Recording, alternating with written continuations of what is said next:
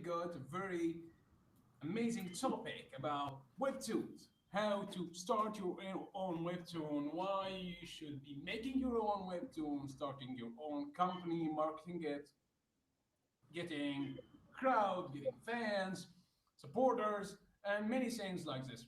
So we're having today Zola and Renny for our interview. So please welcome Zola and Renny. Hello there.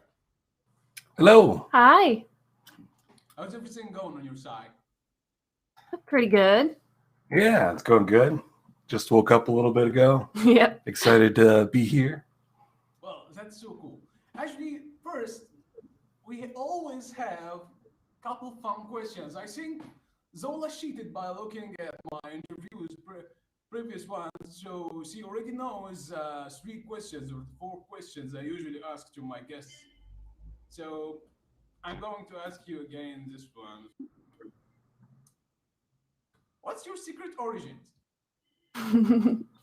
So, um, I met Rennie through the Tapas forums. Tapas is a website similar to Webtoons, a little bit smaller, but it's got a forums. I had been working on a comic. It's not very good. It's gone. And so had Rennie. And while I was on there, he was asking for reviews. Nobody had given him any yet, so I went through his whole comic. I really liked it. I gave him very lengthy critique. Then we started talking on Discord. It turned out that we were only about an hour and a half away from each other. So we started being friends, and then we decided that we wanted to start working on comics together. And now he's my roommate. Unfortunately. That's fun, actually. So, how did you start getting your own powers as writer and Rennie getting his own powers as an artist? Well, to be fair, we have our hands pretty much in all of the cookie jars. So while Rennie has a pretty big focus on the art, I still play a part in creating the art. And even though I have a pretty big focus in the writing, Rennie does a lot for that as well. Mm-hmm. Yeah, I help with a lot of the dialogue, Mhm. but a lot of the larger themes and like the actual plot line. A lot of the story structure, things like that come from me. Yeah, Mm-hmm. Your weapons it's a of pretty good choice. I'm sorry, could you repeat that? Your weapons of choice. Yes. What weapons do you use while you are making your own writing and Rennie making art? I already see that he is using Clip Studio Paint, but I'm sure that he is hiding some other weapons. Well, you see, if I reveal that, then the world would change forever, and I don't think we're ready for that quite yet. But I guess the weapon I can reveal is practice and finding courses online Mhm. and just sort of teaching yourself. I didn't really see a lot of art improvement until I did that. And I started like really putting my nose to the grindstone about a year, 2 years ago. And you can actually see it if you do read our webcomic. There's like, it starts and the art is kind of like, eh.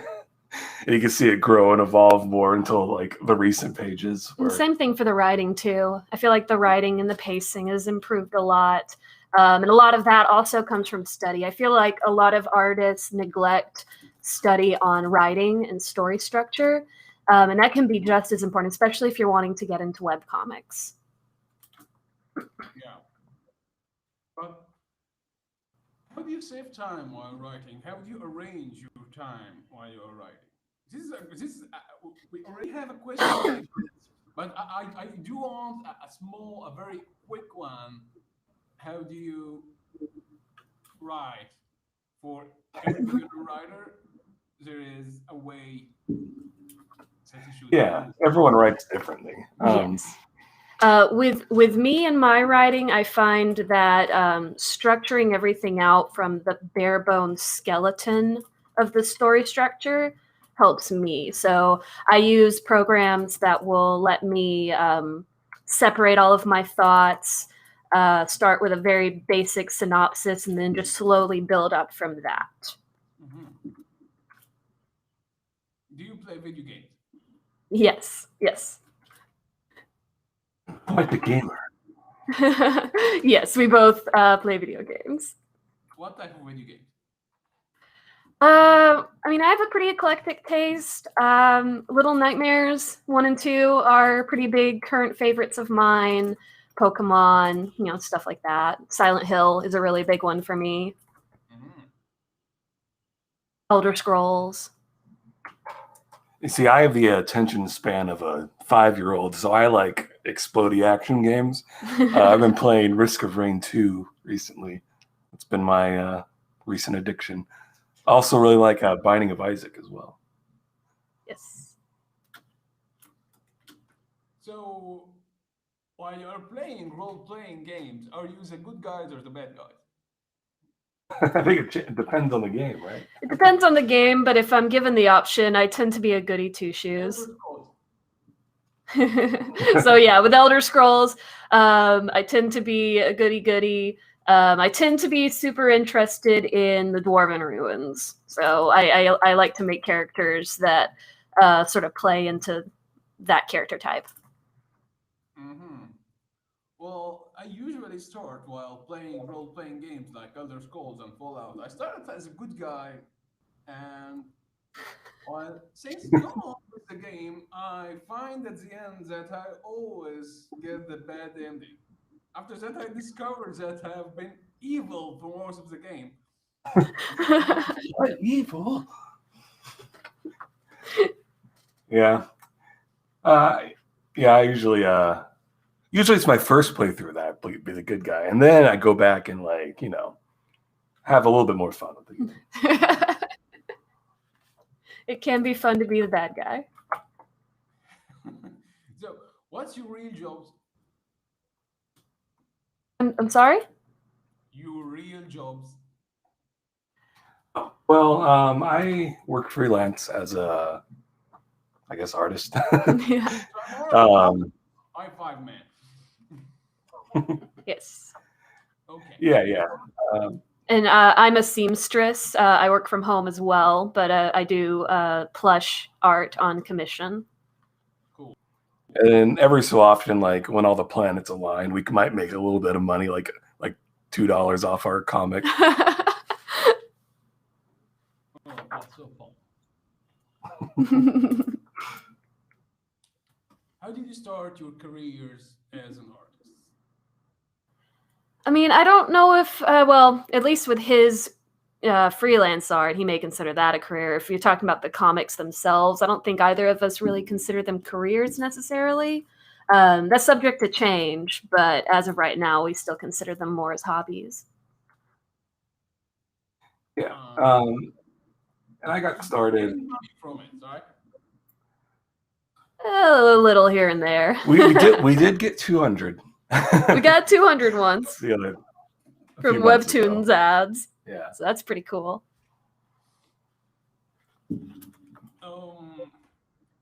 Well, so your plans would be like for being a full-time artist, as you just said. What you're planning to do so you can live the full I think you were breaking up there a little bit. Could you repeat that? Uh-huh. Sorry? I said you were breaking up there for a second. Could you repeat the question? Yeah. What's your plans for being a full-time artist? Yeah. Well, the plans right now is we're hoping to, in the future, sort of expand our Patreon. well, not just that, not just the Patreon, but like expand like what we're doing really. So we feel like just staying on Webtoons and only really advertising on like Instagram and maybe Twitter, it doesn't really give us much reach. I think if we start like transitioning into some video content, because like stuff like YouTube and maybe Twitch, like that user base is way, way bigger than Webtoons, or even like Tapas is tiny. So we're hoping if we do that, we can sort of reach out to more people, and also just like it'll be a fun new way to create a different form of content. And I do have a skill set in video editing, so I would like to put that to use in some way. Also, so planning to do some things for Felix and your other webcomics. Yeah. At least when it comes to the comics, posting like. For your fans, Oh, sorry. No, I don't think it's not spoiler. for your fans, that they should be expecting some animations for Felix.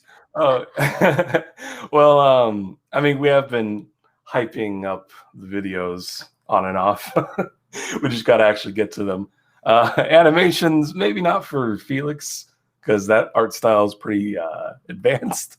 But I have been messing around with like animation myself with my other comic, Censor Team 2, which is more of like a simplified style. And we are hoping eventually to like sort of turn that into a motion comic, or to like adapt it into a motion comic. So that's definitely in the works. Also hoping to post like art streams, maybe a time-lapse drawings, and then maybe just some other like art related stuff. We're not so sure on that yet, but I'd love to be able to do some tutorials, kind of show people how we do some of Yeah. the stuff that we do. that would be pretty cool. Definitely, this is going to be very important to many of your fans and to many webtoon seekers. Yeah, it's exciting. Yeah. So, how many comics do you have already running on Webtoon and planning to run them on Webtoon and other platforms? So we have 2 active comics right now. There's Dreamwalker Felix, which is our biggest one. And then we also have Censor Team 2. That one's a little more Rennie's baby, but I do have a pretty good say in the writing department for that one. As for future work, we are working on a short horror comic. We don't have a title for it yet. But we are hoping that we'll be able to get that out relatively soon. But we're planning relatively soon. But we're planning, unlike with the other comics, we're planning on trying to finish that one first. So yeah. Also looking into maybe doing a print format for that one. Yes. Rather than the vertical like mobile format that you see a lot on Webtoons and stuff like that. Mm. So, those are 3 comics, right? Yes. So, how do you arrange your time? Tell us about your workflow. Yeah, sure. So earlier on, it was very just like, oh, well, we'll work on it when we feel like it. And that's, it's not really the most productive to work like that. I think you can see it in the writing too. But recently we've been forcing ourselves, not only a work schedule, just like a whole day schedule, like wake up at a certain time, eat breakfast here, and then work for like 8 hours. Mm-hmm. And of course, like a lot of that has to go towards the actual stuff that makes us money. But we also make sure to set time for the comic work and stuff like that. That's helped with productivity a lot. Mm-hmm. How many times do you draw daily? I mean, it's almost every single day. We have set schedule for 5 days out of the week. And typically we work on the comic at least a little bit every day. Sometimes we'll work on the weekends too, though. So it's pretty constant work. Yeah. You have like maybe 8 hours per day, 10 hours per day. You work on the comic, you work on Felix, and maybe 3 hours you work on other projects. You don't have a schedule for this. Yeah. So that's pretty much how our schedule looks. And of course, and nearly every time I always go over the work hours, I'm like, oh, it's already 9 p.m. Whoops. I do have to like force myself to like take days off. Like yesterday, I was like, I'm just not going to draw today. it does help sort of recharge and like avoid art block. Also, going outside, going for walks helps with that. Especially right now. Yeah. So, is writing for webtoons or comics so different than others? So writing for like webtoons, where usually if you're writing, Sit here. yeah, writing for webtoons, usually you're going to be releasing content either weekly or how we've been doing it lately, every 2 weeks. And the way that affects writing is it's sort of think of it like if you're writing for like a TV show and you have to like end within 22 minutes and you have to end on a sort of like a cliffhanger or something, some sort of hook. Except in this, it's like you're writing like a 1 minute show and you have to end it on a hook every time. It doesn't have to be like a super like captivating hook, but usually you have to like keep in mind that you need something so people are going to want to come back next week or for the next update. Like a major cliffhanger and a minor cliffhangers, right? Yeah. A lot of times we do like major cliffhangers at the end of chapters, and like minor cliffhangers or even just like interesting, like little like, oh, we'll come back next week and we'll see what happens. Stuff like that for like the end of every update. At least we try to. Sometimes it just doesn't work, but it's usually what we try to strive for, I guess. So, how do you both work together? Yeah. So our workflow sort of it's different for each comic. But usually how it goes is I'll draft out the page. Sort of we'll do like thumbnails, which are like really, really loose sketches. And I'll be sitting next to him, sort of giving feedback and notes on what he's doing. Yeah, we'll usually do thumbnails together, unless I'm like away or something. But and then we'll move on to sketches, and then I'll send her the sketches. She'll do the line art and the color flats, and sometimes background stuff too. And then send it back to me, and I'll sort of do like the shading, color touch-ups, and the word bubbles, stuff like that. A lot of delegation. Yeah. So you, how do you start first from scratch? Do you Zola write some points on papers and show them to Renny, and Renny adds some stuff to them? How does it start from scratch? It also depends, like you said, from project to project. Since we started Dreamwalker Felix so early, the way that we started writing for that is a lot different from how we're planning the horror comic that's not released yet. So if we were doing it nowadays, there would probably be a lot more structural work that I do behind the scenes. I still do that a lot for Dreamwalker Felix, but it took a little while before we really developed an outline for it. But yeah. Yeah, we use whenever we're doing like sort of more brainstormy sort of outlines where we're just like putting points down. There's a program called Scapple that I like to use for that. It's basically just like a mind map sort of application. It's very simple and keeps things organized. If we ever like, for instance, we have this like fantasy project, and that we're hoping to put a lot more planning into it, especially like the world building stuff like that. So that has a lot more in-depth, like here's a page for like this culture, here's a page for like this character, stuff like that.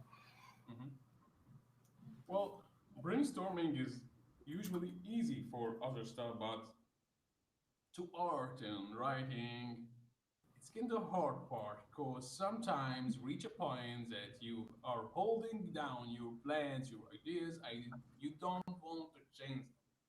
Do you reach this point that you start throwing things over the room at each other? Or is those ideas? Yeah, there's definitely a lot that changes over time. Some of it can come from sort of in the moment writing where we're like, oh, actually, this could tie into something else that happens later. Like, dear God, going back to like chapter 1, we were writing that. We had no clue. Like, Yeah, there was hardly any plan. We had a basic idea of what we wanted, and that's evolved a lot over time, mostly being open to those changes. And even then, like now, like in the more recent stuff, when we do have more planning put down, it's still like once we get to a scene, it's like nothing like how we imagine it in our heads. It's just sort of I guess that's just how it works. Like, Let's say there is a character that should be appearing in this week episode, and Zola sees that this character should be appearing in this week episode, while you, Rennie, think it should be like 2 or 3 weeks from now. So, how you guys are going to work this out? Well, a lot of that comes down to communication. So we have to be open about if we think that something should play out differently. That does happen a lot, and we have to trust that the other person isn't going to be demeaning about it, which never is, and we'll be open to what you have to say, even if the other person ends up disagreeing with it. And sometimes it takes sitting on those disagreements for a couple of days and really thinking about it before we come to a conclusion. Like, we had a pretty big disagreement on something with the horror comic. I don't want to get into it, but we had a disagreement about it. Gave him my point of view. He gave me his point of view. And then after a few days, we came to a conclusion and we agreed on it. So. Yeah, we basically just decide what we think is best. Mm-hmm. And a lot of that comes down to compromise. It's not just my project, and I have to keep that in mind. It's not just his project. He has to keep that in mind. Mm-hmm. Well, that's fine indeed. You are truly controlling it fine. I do like the way you are handling it. You both like true professionals, and this is the main line about you being a professional as an artist, that you can get ideas from everywhere and transform them into the way that will benefit you the most. Oh yeah, we're always like picking pieces from like stuff we're consuming, like media and stuff. Like, oh, that'd be cool. Yeah, pulling from like personal experience a lot, especially Dreamwalker Felix. A lot of the little plot points come from my life. I'm sure Rennie has slipped in things from his life.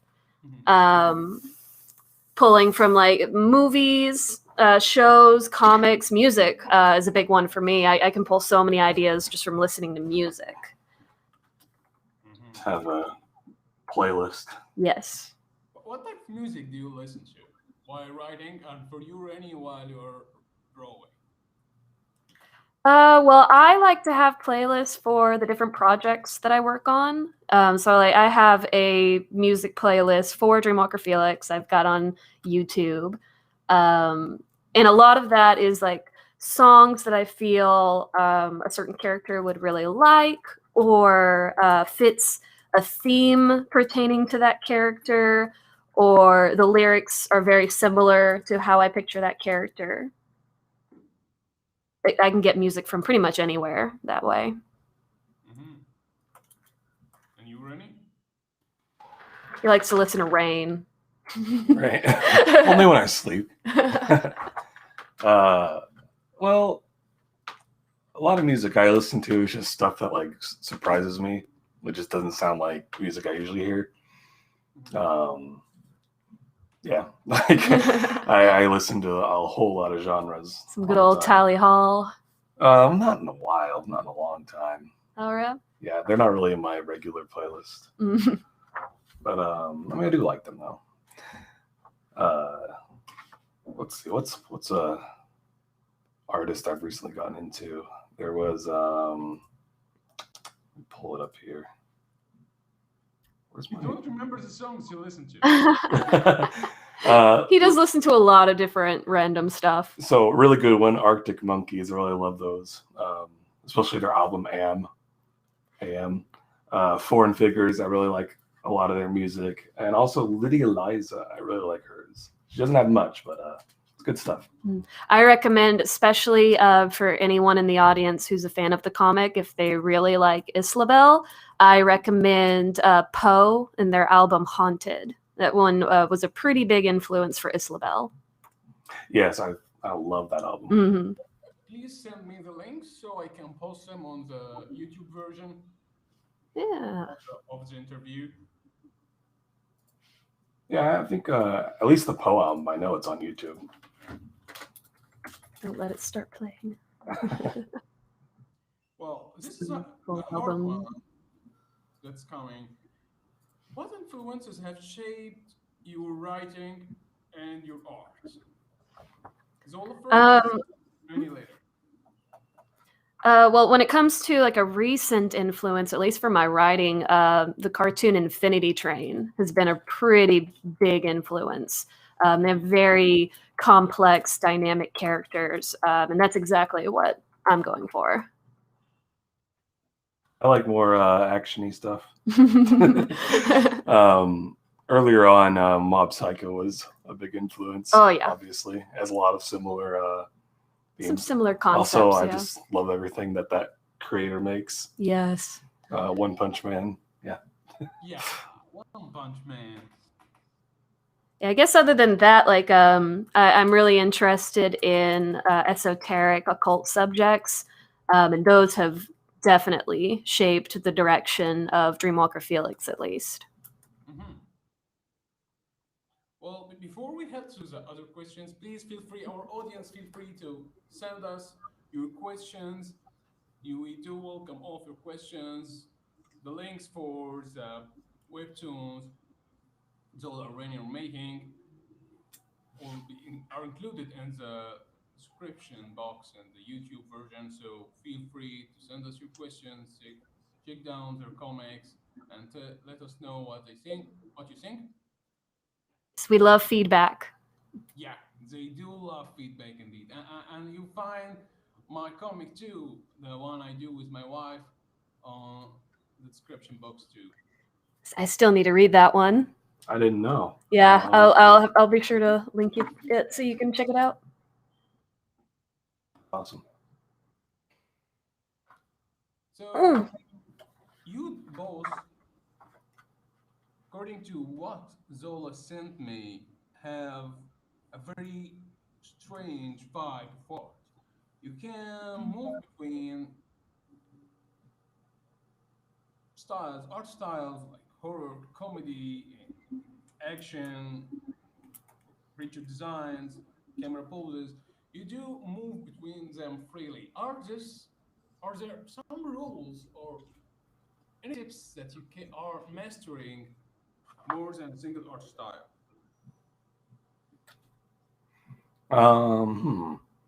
You mean like, is there any sort of like art styles we wouldn't switch to, or I guess I didn't really understand. How many art styles do you have? Could you repeat that? What styles do you have, Renny? How many art styles? Oh, how many art styles? Okay. Well, I usually only really think of it as two different, I guess, art styles.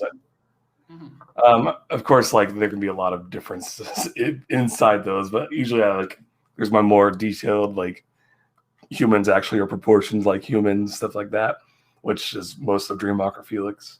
And then I got my more, I guess, simpler, more shape.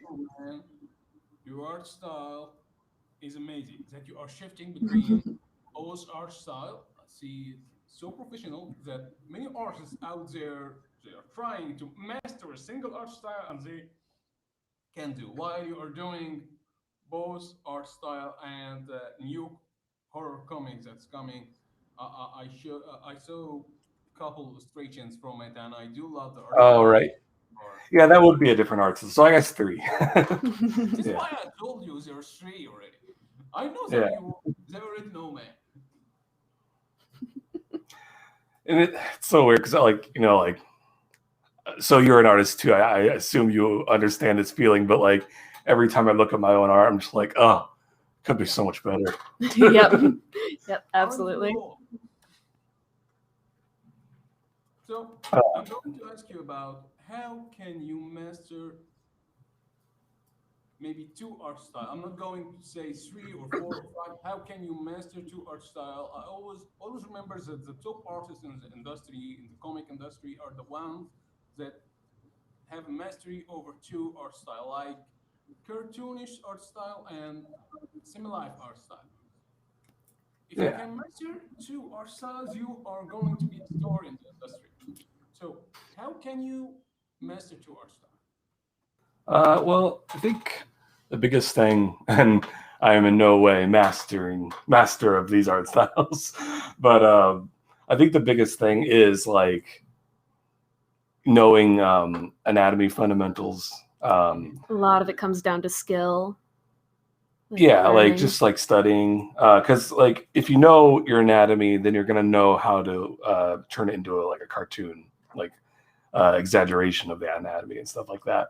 But also like not just that, but knowing like motion and like how motion and how to like translate that into a still image, which studying animation has helped a lot with. And also just like being aware of like whenever I'm watching a show and how like how these artists have designed their characters and why they designed them like that. Like my Censor team art style is very heavily influenced by Genndy Tartakovsky. Yes.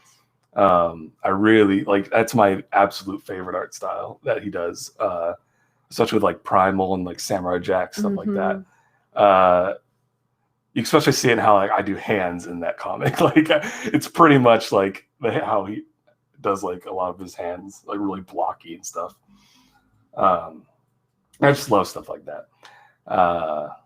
So yeah, just like I guess not really thinking of the cartoony art style as like a whole separate thing that has nothing to do with the more realistic one. Like they're definitely tied together. Yeah, I would also add, similar to what he was saying about looking at, like, he looks at Genndy Tartakovsky's work for inspiration. It's not just about finding the artist, which is part of the step, finding the artist that you like and seeing the kind of stuff that they do for their style. It's also trying to learn and understand why they made those decisions for their art style. Yeah, because then like you're just copying what they're doing. Like you may not understand why they're making those decisions, so the way that you do it may not end up working in the same way that it might work with, say, the Genndy Tartakovsky. That's how you get weird-looking OCs. Yeah. Well, I did ask about the part where you may reach a point, you both may not agree on something, but let's handle the art part. When Zola, I know that Zola inks your works, right? Yes. So, I ink the roughs. do you add some lines? Occasionally, if I can tell something looks. Oh, yeah. Like especially a lot of times with like clothing details, I'll get them wrong or something, and she'll like do a lot of like those like small fixes that I just don't even notice. So you do agree with adding some lines to your drawing? Yeah, it's an easy fix if I try to adjust something, but I end up doing it wrong. Sometimes that may just be enough for Renny to see that, oh, there was something off about the way I did it. Zola didn't fix it the right way, so I can just go in and I can adjust it. So we're pretty open to adjustments like that because they're easy to fix. Oh man, you two are so peaceful as pigeons. We try to be. It's not always the case, but we try to be. Yeah, and when we disagree, we just we have fist fights. Full physical combat. We have a ring in our apartment that's just for that. Yes, it's to settle the roommate disagreements. Surrounded by fiery torches. There's a snake pit on the outside, so you got to be extra careful. They're jumpers too. So writing an arc, a webtoon arc, how do you roll with the events? There is always like you showing calm events. After this, things get little hotter and things get more complicated. After that, you find solve for your issues. The characters find a solve to the problem and then move to the next arc. So, how do you manage those events, story, and character behavior? How do you control those? You have to Um, focus about the events and the story and the character behavior. So this is a three head questions.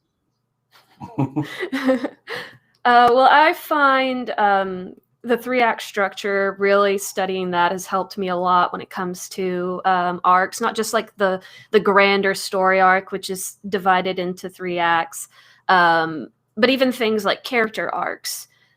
You can kind of think about it in terms of the three act structure.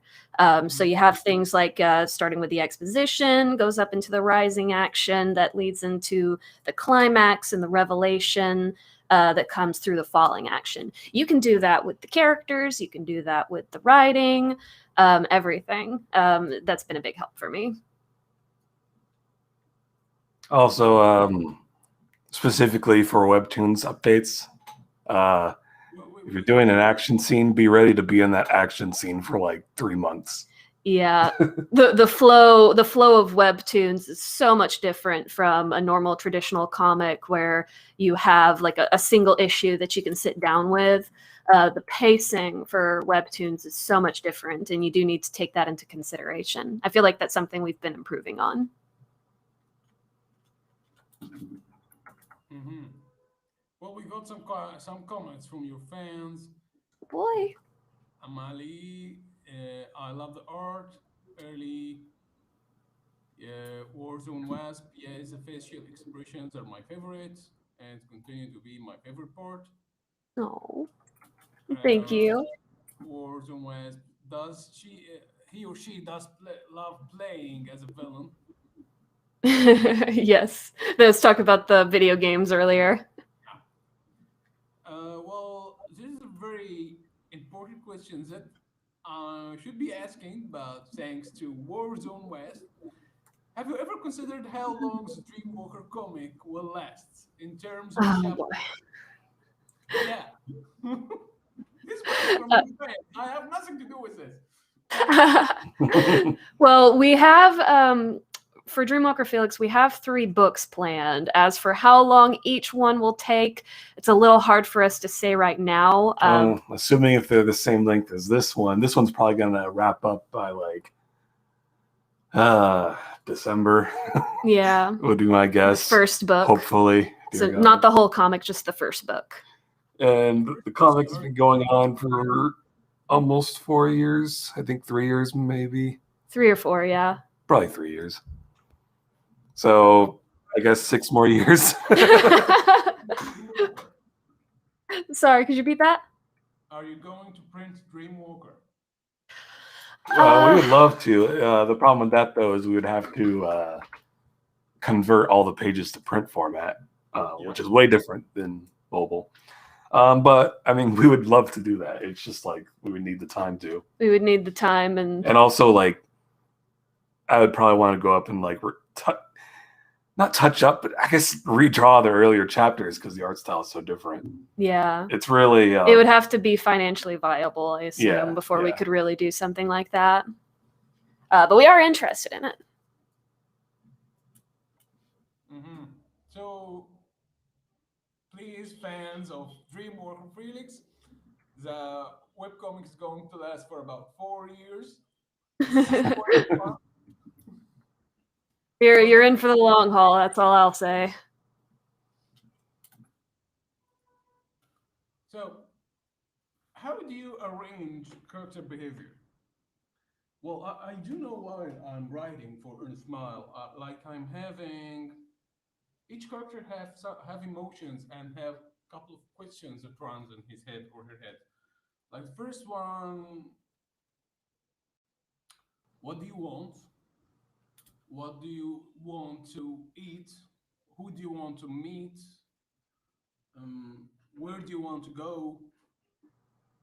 Uh, what are you planning to do tomorrow? So maybe those are 4 or 5 questions I've already made on for each character, for every character on Smile. So how do you prepare character behaviors for your writings? Um, I'm going to steal a term from the YouTuber Abby Emmons. Check her out; she's awesome. Um, each character, at least any character that's going to have a semblance of an arc in the story, should have a misbelief, and that is something that's going to dictate how they act and behave in the story. And they can, over time, get their aha moment where they realize that they had a misbelief. Or they can go down the opposite route where they dig in and they truly believe that misbelief, despite it being an outright lie. And that ends up in your negative character arcs. Mhm. So there's no typical questions you would like to ask to your characters, like typical questions you already asked to Felix. I'm sorry, could you repeat that? Is there a typical questions you ask to characters in your story, like Felix? What are the questions you ask to character like Felix? Mm, I'm not sure how to answer that.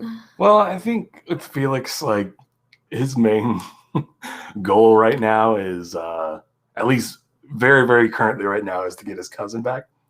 So that's probably all he's thinking about at the moment. Mhm.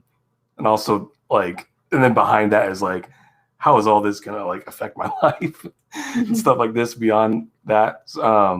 He's probably just thinking how he's gonna deal with the current situation. Yeah, at the moment, I would say like once there's like a break in the story and there's not a lot of high action, a lot of the stuff pertaining to Felix is going to be like social anxiety driven. Haven't been able to really dip into a lot of that with his character yet, just because there's so much going on, and a lot of that goes down to the earlier pacing issues I was talking about. Mhm. I don't really think of it in terms of like asking direct questions to the characters. I don't think that's really how I come up with characters. So how do you come up with a universe? Hmm. So specifically for our comic for Dreamwalker Felix, since this was like a very when we started it, we knew way less about making web comics and just structuring stuff. So a lot of the stuff we put in the first chapters were just like, oh, this looks cool. Hey, this looks cool. Let's do this. Yeah. And now it's sort of like a game of like, oh, Stitching well, all what does that. this mean? Why is this here? And why did we put this here? Yeah. And we definitely like got it more figured out now. And like, we're definitely trying to like put like broader reasons to everything and Mhm. at least having an explanation there, even if we don't ever explain it in the comic, just so that like maybe like if people could put two and two together and figure out like, okay, well, this is probably why this is happening. Mhm. Hmm. That's so fun actually. So Like with our newer project, it is a lot more like pre-planning goes into everything. Yes. yeah, there's so much planning and smiling. Yeah. You can come up with some really interesting concepts if you go in without a plan. Just be aware that you may end up having to stitch a lot of stuff together, stuff that maybe didn't have that much of a meaning or purpose at first. It was just stream of consciousness. And then later finding a way to tie that in, which you can do, and that's not necessarily a bad thing. Just A be lot of aware people you are may like that. you may end up having a lot of extra work on your hands if you do it that way. Does your readers feel this? I don't think so. We of course we have had readers who are like, "Whoa, what's going on?" But that usually seems to be the minority. And like a lot of times, other people will like correct them if they have a mistake, and it's very nice to see people actually understanding parts of the story. Yeah, it does make us feel like we're doing our job. Do you get hate comments? Not really, not so much yet. I'm sure I we'll. can't think of any. I'm sure we'll get some stuff down the line. We've had critical but very helpful feedback. Nothing that I would consider hate. Mhm. So Yeah, I feel like we're very fortunate for that. yeah, many people though we do hate this stuff. Actually, they actually may regret themselves and stopped working on their project regarding of what they just saw from a single maybe or two or twice times hate comments. Yeah, I'm very glad we haven't run into that yet. Yeah. We're also still pretty relatively small on Webtoons, even Well, though we have nearly 10K. That's still like not Imani, big leagues at all. Imani, I remember seeing a crazy shipper in the comment section. We have had a couple of shippers, yes. Well, how do you deal with those? I mean, most of the time it's just in good fun. Sometimes we have to, because sometimes character ages aren't always super apparent. So we've had to step in once in a while. It's like, just so you know, this character's underage and that one's not. And pretty much every time that's happened, they're like, oh, I'm sorry, I didn't realize. Those are really the only, like, somewhat contentious shipping issues. Other than that, they've mostly been pretty innocent and nice. Hmm. Well, we got a question from you, but it's not public. So, is a printed version of Dreamwalker going to have extra stuff? Uh, if that ever happens, most likely yes. Yeah, I don't think, especially since it would have to be something that's financially viable for us to do. I wouldn't want to just, make some small basic changes and just throw it out there. If we did a print version, I'd want to make some noticeable changes to incentivize it. Mm-hmm. That's so cool. So, this question is tough for all other artists and writers, the ones that do want to start writing their own stories or illustrating their own stories for Webtoon or other platforms. How do you build imagination for you, Zola, as a writer, and for Rennie as an artist? How do you build imagination for creatures and universe and world you already create? How do you do this? Well, I think we talked a little bit about that earlier. A lot of it comes down to being able to absorb the media that you're watching and listening to. We draw so much inspiration from the stuff that we take. We joke like, "Oh, we're going to steal that. We're going to steal that." And of course, we make it our own. But it's really important to be able to absorb other pieces of work. What you? Mhm. I didn't hear what the question was. He's in the middle of animating, building imagination for Oh, our okay, work. gotcha. Your imagination as an artist. It's very hard for as an artist to imagine things, to creatures, universe, tools. Do you ever watch One Piece? I've watched a little tiny microscopic bit of One Piece. There's a lot to it. Me tell you a minor thing in One Piece. Like they're using snails as their telephones. Yeah, I love stuff like that, like Mhm. weird stuff. Hmm. So how can you build your own imagination so you can Okay, be unique? well, um, I would say a lot of it's like a mixture of what she said, taking in from outside sources, as well as like if I ever want to like design like a really cool, for instance, like sci-fi outfit, like Pinterest is really good. Hmm. You just type in like sci-fi looks, and there's so many on there like you can draw inspiration from. Like uh, also, for instance, if I'm like reading like if I'm reading One Punch Man, I'm like, oh, this panel looks sick. Uh, I'll sort of be like, oh, I want to draw some stuff like that, and sort of push myself uh, in certain areas, like composition wise, framing wise, Get out of that stuff like comfort that. zone. Yeah. And if it doesn't work, then I'll just be like, well, maybe I need to practice this more, and I'll just save this for later then. I would also say that like listening to media critique, at least for me, has been really nice. And like writing advice creators. I mentioned Abby Emmons earlier, and I highly recommend her. I also really like Hello Future Me and Overly Sarcastic Productions. Listening to them, recontextualizing a lot of tropes and concepts into work that I'm familiar with helps a lot. So like Hello Future Me talks a lot about Avatar: The Last Airbender and writing tropes that are associated with that. Listening to those helps me reframe and like, how can I use those for my characters? Mm-hmm. So you already told me that you're working on a horror project. Mm-hmm. So can you tell us any sneak peek about this horror project? Yeah, so it's a horror comic, like you said. It's about a young boy named Colton Atwater who shows up at a town called Holly Pond. He's just moved there with his family. And his neighbor has this very strange home that's surrounded by trees at all sides.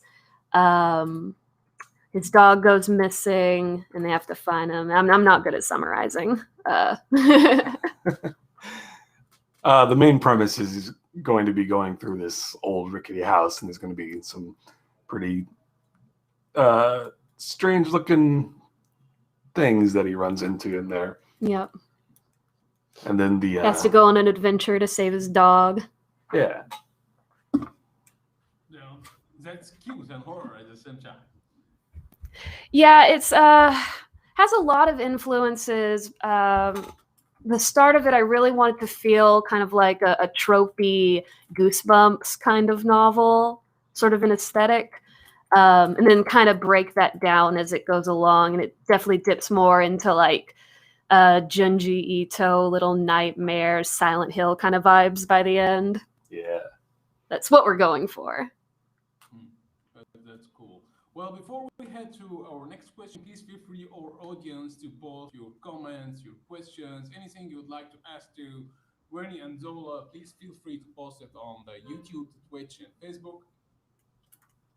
They are so happy, would like to hear your feedback and like Yes.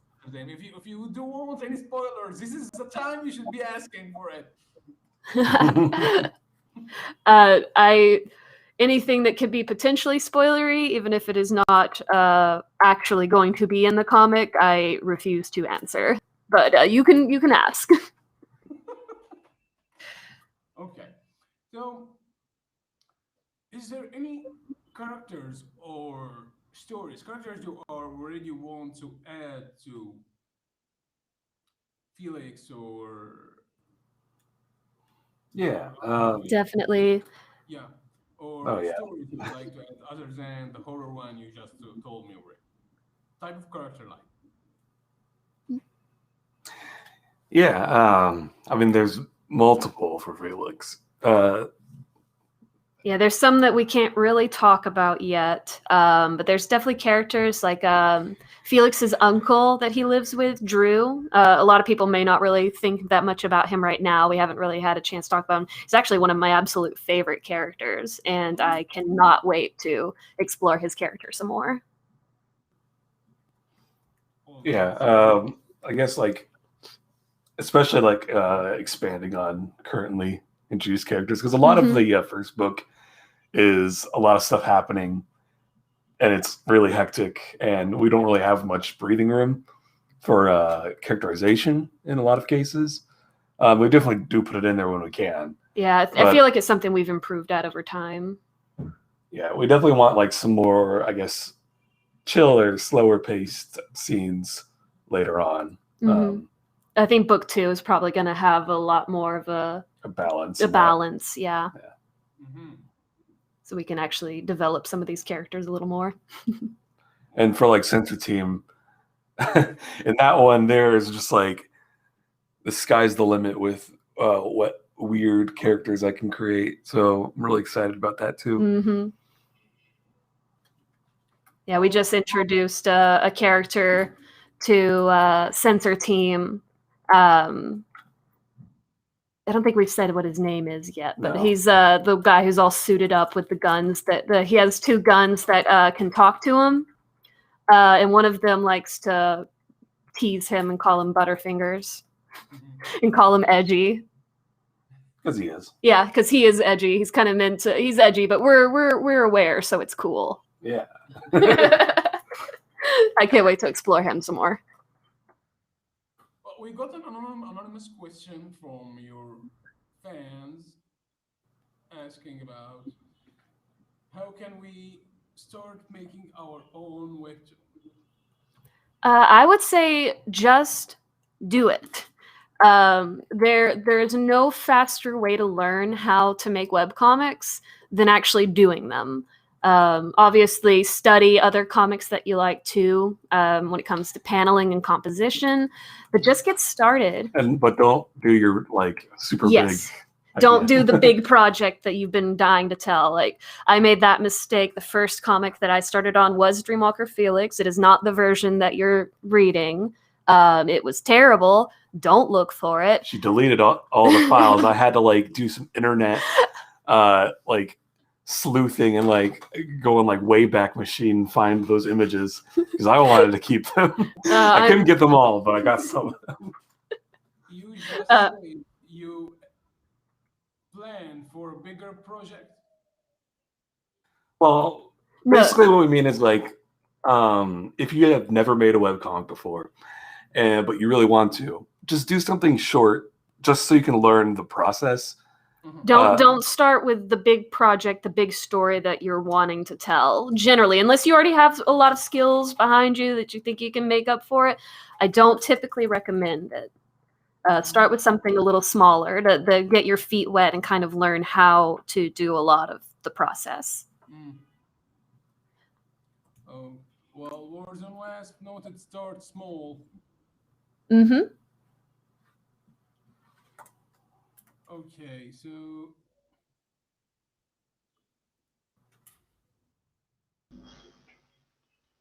the next one is Whoa, loud.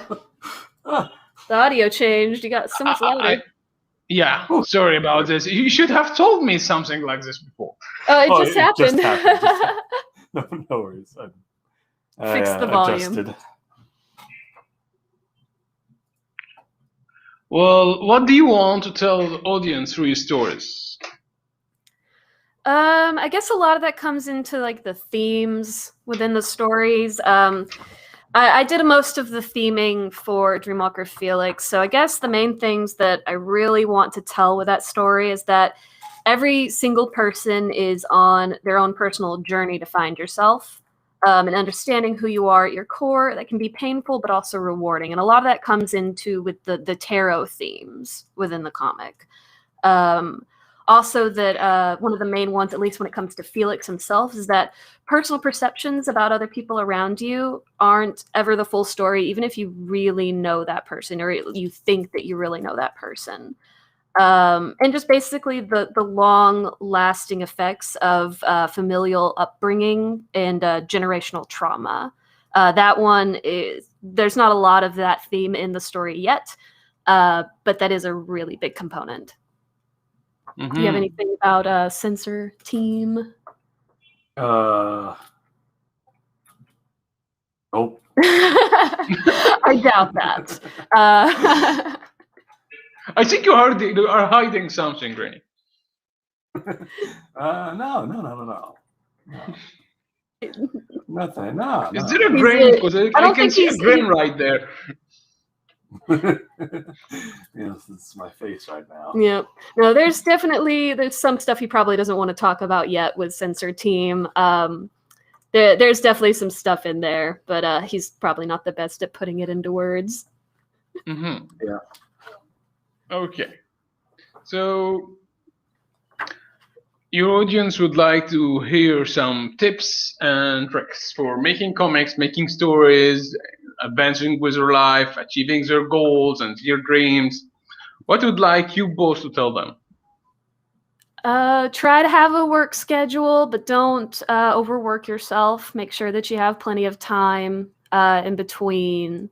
you're going to be drawing like the same characters over and over and over, potentially almost every single day. So you do need to have those breaks in between. Yeah. Also, like, don't feel like beholden to a sort of, I guess, art technique or anything. Like, one thing that I think held back a lot of the earlier stuff was I was like, oh, well, this is how stuff should look, so I got to do it like this. Like speech bubbles should be round, and I'm using the speech bubble tool in Clip Studio, and like I feel like that sort of held back a lot of like allowing me to be more creative and stuff. Being more like having stuff pop out of frames more instead of keeping them all inside of a frame, or even just like not using frames at all. Like, I mean, sorry, not frames, like panels, comic panels. Just stuff like that. Like, I've recently started adding some color to the line art. When before I was like, strictly all the line art must be black. And just stuff like that. Like, just experiment. Yeah. I would also say to you should really sit down with yourself and ask yourself why you want to make your comic. Not to discourage anyone from doing it. If you want to make a comic, you just do it. But if your main goal is you want people to look at it and you want to be well known as a comic artist and maybe even make profit off of it, if that's the reason that you're going into it, you may want to reconsider, because it takes time to build an audience. We've been doing this for about 3 or 4 years, and we've built up a really nice community. It's not financially viable, though. Yeah, the only reason we're still doing it is because we like doing it. Yeah, we like do it. We have stories that we want to tell. So just keep that in mind. If your goal is making money, you may end up quitting, because it's not going to happen very quickly. At least when it comes to Webtoons and Tapas. Yes. Well, that's all right. Do you want to add anything to this interview? Like to say anything freely? I believe in you all. You can do it. Just get started. Okay. Yes, and then send it to us, because we want to read it. Yes, send it to us. Well, it was so nice talking to you. So we really enjoyed talking to you about stuff about creating characters, getting comment from Wars and Wasp. We love you all. And Molly sending hearts. Well, thanks to you all for listening to us. Thanks to Zola, thanks to Renny for answering all those questions about making comics Webtoon and answering questions from the kitchen of the Webtoon and getting subscribers, getting followers. We didn't move to this part, but is there an advice you can give to new Webtooners like me? I'm new one on Webtoon. So is there any advice you can give me so I can reach more audience and other stuff like this? I think the biggest thing for, I guess, webcomics is their upload schedule and being consistent. I've noticed a lot of people, they fixate on like the time of day that they upload. I don't think that is as important as just being consistent in doing it on the same day. Yeah, it's better to have, I guess, rather than larger updates coming out like once a month, it's better to have them broken up and coming out like once a week or once every 2 weeks. It just helps with the algorithm or whatever. And also, like, even like when we switched from 1 week uploads to 2 week uploads, we had people complaining like, "Oh, now the wait's too long. I'm gonna forget." I mean, there was very like not really that many people. Yeah, most people were. Most people were for it. We did like a poll and stuff like that. But it's definitely, I guess, just consistency with uploading. Well, many thanks again for watching. Many thanks for attending to our interview. Thanks to you, Zola. Thanks to you, Renny. Yeah, it was fun being here. Yeah, thank you for having us. Well, it's so a big honor for me. Well, the links of the webcomics of Censor Team 2 and Dreamwalker Felix are in the description box on YouTube, Twitch, in Facebook, so feel free to check them out. And if you'd like to have more time, please do check comic I'm doing with my wife, Ensmile, only on Webtoon. I was posting it on Webtoon and the Buzz, but I am posting it on Webtoon only at the moment. So many thanks again, guys, for watching. Goodbye. Goodbye.